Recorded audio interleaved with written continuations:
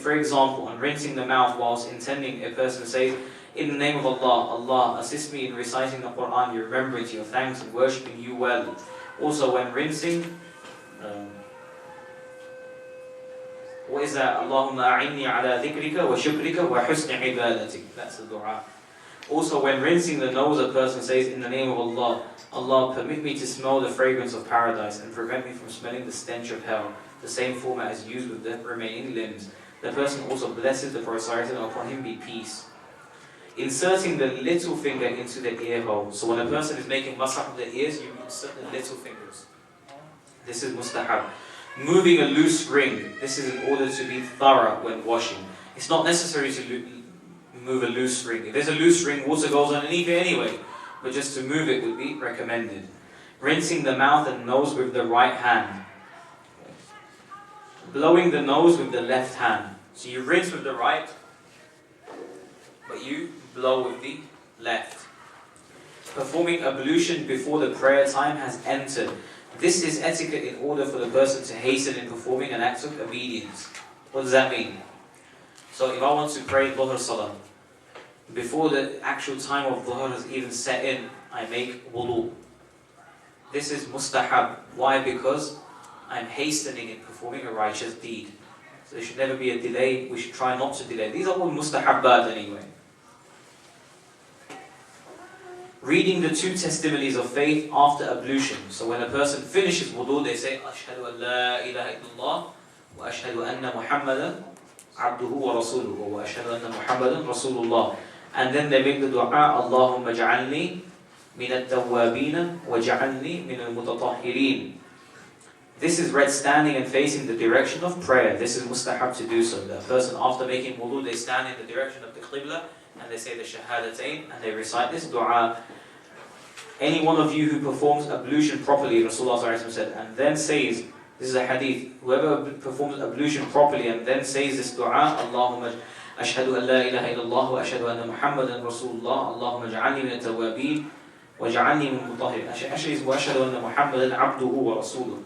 Allahumma ja'alni min at-tawwabin wa ja'alni min al-mutatahhirin. Whoever says this will have the 8 doors of heaven open to enter by any one of them he wishes. Subhanallah.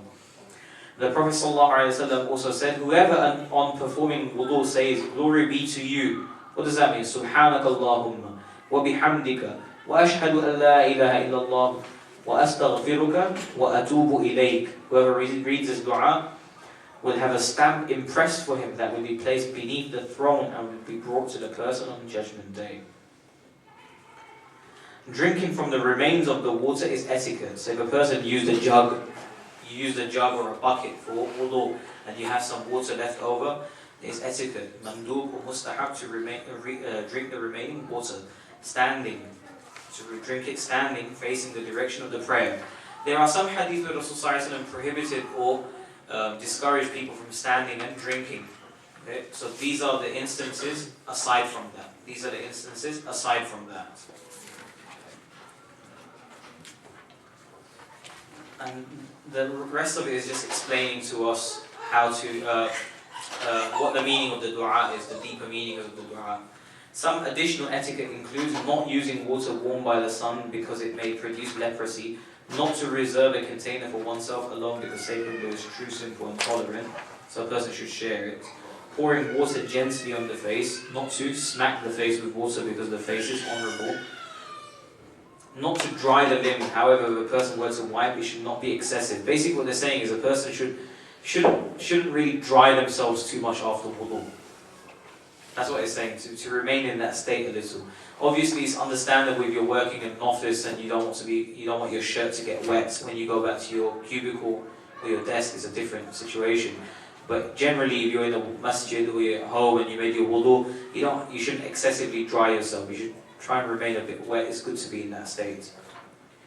The container to be earthenware, wiping the container handle 3 times, placing the container on the left, placing the hand on the handle and not the mouth of the container, taking care to wash the inner corner of the eyes, taking care to wash beneath any ring worn, crossing the limits of the obligatory components so as to extend the brightness, filling the container in preparation for the next prayer time.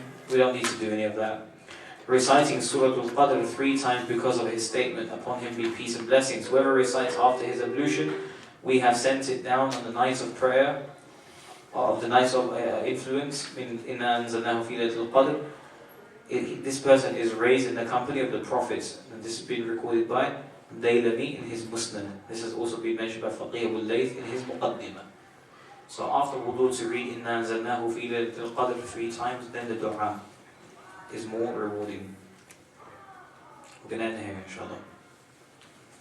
سبحان الله وبحمده سبحانك اللهم وبحمدك نشهد أن لا إله إلا أنت نستغفرك ونتوب إليك.